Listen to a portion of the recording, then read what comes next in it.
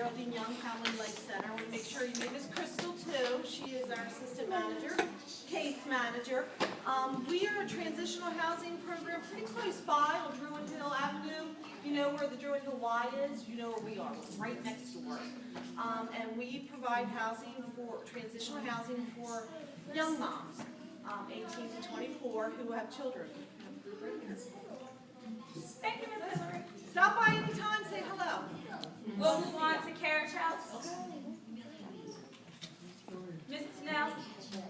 Hi, I'm Tanel Moy. I'm the assistant manager at the Carriage House. I'm here with Don Sherman, who is the program manager. We house youth ages 18 to 21 on a transitional basis, usually up to 21 months. There you will receive a variety of life skills and money management, program, access to all different types of, the other programs that the agency offers. Thank you, Ms. Chanel. And we have Youth Space, Ms. Chanel. Hi, I'm Chanel. I'm the Youth Space Case Manager, and my program houses youth ages 18 to 24, scattered sites throughout Baltimore City. So everybody else's program is in one building. My clients are housed in their individual apartments throughout Baltimore City. And my job is to connect the youth to any resources that are available to them and connect them to any benefit entitlements. That's my job. And lastly, Ms. Monique Funk. Hello, everybody. I'm the program manager here, Restoration Gardens. We're an apartment building, 43 units in this building for single adults between the age of 18 and 24. And this is a supported housing program. Awesome. So we will now move on. Did everyone hear everything? So now we know which programs make up City Steps and who the staff members of those programs are. We're going to move on to introduce you to Mr. F.T. Burden, who is the president and CEO of AIRS. AIRS is the parent organization. So AIRS is the agency, City Steps is the division for youth services, and he is my boss. Not really. How's everybody doing today? Good. I'll just add that there are a couple of additional kind of programs that I think of as being related to City Steps that are partially represented here. I'm sure a number of you have already heard or visited the GEAR program, which is the Workforce Development Program, which is one that I'm really very excited about and I think is very important, particularly to you all. And then one that you don't know so much about because it's new. And for those of you who have had histories with foster care and DHR and DSS, they've contracted us to begin working on a demonstration project to help young people who are transitioning out of foster care. They have about 6 months left before they turn 21, and we are helping them to transition into housing similar to the various programs that you all are in. As a demonstration model for the state. So those are two different things. I will say that we get asked a lot about the work that we do with young people. We appear to be one of the largest agencies in the state that are serving young people. This building and this program is the only one of its kind in the state. The transitional living program at the Carriage House that Janelle and Lawrence work at is the only transitional living program funded through Health and Human Services in the state. So we are a part of a number of firsts, and as a result of it, as people start to invest more, they are really paying very close attention to the kind of outcomes that we're able to get with young people. I want a few things I just wanted to tell you all about so that I felt like, with Burgundy coming in as the new director of City Steps, you'll begin to hear a lot more new requirements or different things or be asked of things that maybe you weren't asked of before. And I thought it was important that you understood where it was coming from. So, things usually kind of start up here and roll down. So generally the things she's asking for are things that I'm asking for. And the things I'm asking for are because the funding sources, particularly the federal government funding sources, are wanting that information. You know, with the Obama administration being in place, there have been a lot of changes to homeless programs for people who are homeless and unstably housed. And so recently, only in the last couple of years, have we even seen language that refers to this age group of 18 to 24 years old. And so, so that's a big stride, and it is a big deal because we've been working really hard to help folks understand that, that there's a need for these services, that the kinds of programming and things that you all need at your age are different than our adult population that we've been serving for 25 years now. And we're trying to continue to get them to continue supporting these programs. But the only way that we're going to be able to do that is if we're able to show outcomes. The things that, all of the different programs that we're in, and if you're being case managed, we list probably 20 different support services that we provide or can connect you to if we don't provide them directly. It's case management, it's mental health counseling, it's connections to primary care physicians, it's substance abuse counseling, it's financial management, it's all of those things that are in place to help you all become self-sufficient.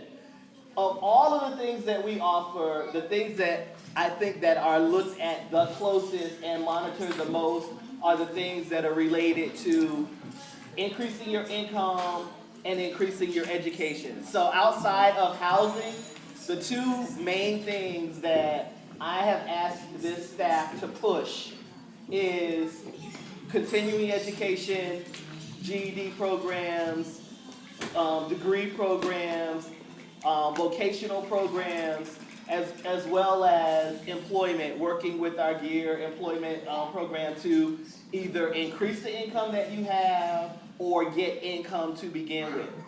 I'll say that you've heard that this is a permanent housing program, that's a transitional housing program, and when I describe the work that we do with City Steps, I say that it's all transitional. And the reason I say it's all transitional is because it specifically targets an age of 18 to 25 or 24. And really, once you get beyond that age, you might still be hanging on to City Steps, which is fine too. But the idea is that we're here to work with you and help you make the transition to independence within that time frame. Obviously, different people need different things and come in at different stages. So if you came in at 18 versus somebody that came in at 23, clearly the person that's been here since 18 is going to have a jump on taking advantage of the services and moving their plan and their lives and stuff forward. So a big part of really what I want to say is the programs that are being provided and made available to you, we really, really want you all to take advantage of them, because if people don't utilize them, then we can't provide them, we can't offer them. And it makes making the case for providing this kind of housing very difficult as we continue to move forward. There are going to be some additional changes that are coming forward that you all will hear about. Some of it may be foreign depending on where you live, particularly for those people that are in City Steps, the youth space, which is case managed by Chanel, and those are our scattered site units. It used to be that once you reach the 25, we would just transition you into our adult program kind of seamlessly and continue working with you, so on and so forth. And it would just be an automatic, and we would just shift the subsidies, and you would continue to stay where you were and doing what you were doing or not doing what you were doing or whatever, and that's how it would go. Going forward, and you'll get very specific information on when it will take place and how it will take place, because it is a graduated thing. I mean, I'm not telling you today, and if you turn 25, in 2 weeks, it's an issue. but it will be a graduated thing that, not that we won't help people make transitions into the adult program, but we're going to need to see that there is a plan in place and that work is actively taking place towards achieving that plan, towards getting that, whatever you set out as your goal for education goals, whatever you set out as your goal for, for employment, whatever you set out as your goals for all of those things that we put under self-sufficiency. If you're continuing to work towards those and the staff agrees that you're making strides, you just need more time, then we can work with that. If people are not making meetings, not making progress towards the goals, then we're going to determine that the program was probably not the best fit, and that when that transition time comes, it'll be an opportunity for you to make a transition to something that fits better than what we're able to provide, because the indication that we've been getting, and really it is by actions, not by words, is that that it's not a good fit, or there isn't any interest there. So that's one of the big things that's going to be taking place, is that shift in the automatic rollover into the adult permanent housing program. The other shift that's going to be happening is we really need for our young people to prioritize getting whatever rent it is that they are required to pay on time. We're starting to do things, particularly here, to make it even more convenient, where you can pay it at the location where you are. We brought in new property management that's even looking at figuring out ways that we can even do it online. So like everything else, everybody does everything else electronically, figuring out ways that you can do that. It's going to be really important to do that.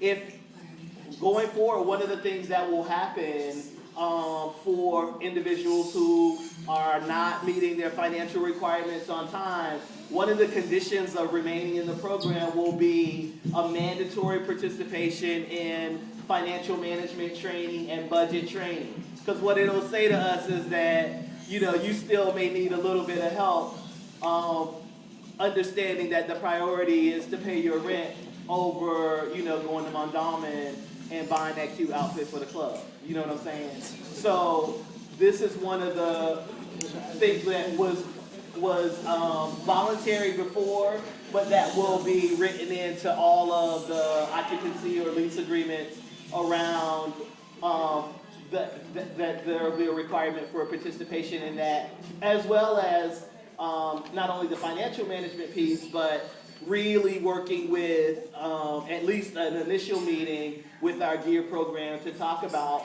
what your employment options are, what it is that you want to do, what it is that you're skilled to do, what it is that we can help you get skills to do, what job opportunities are available that we can help you get. We really want to help you all be able to make that shift when you leave here, so that you can be more stable than you were when you came. We want to have you be better off at the end than you were, when you came in. The last kind of big thing or shift in things that we're looking at in terms of, again, mostly with our youth space program, and we're really trying it out in our demonstration project with DHR, is that we are going to be implementing some shared housing models. So where individuals that lived independently before had their own apartments and so on and so forth, we have a limited number of resources available to house a whole host of people that want and need to be housed. And so it makes a lot more sense for us to have a 2-bedroom shared by individuals at $1,000 or $1,100 a month than paying for one individual in a unit that costs $1,000 a month. At the end of the day, it may not be what people consider ideal, particularly if you've lived independently, but it's realistic in terms of when you start looking at what it costs to live on your own outside of a program like this. that's really more of what the models look like.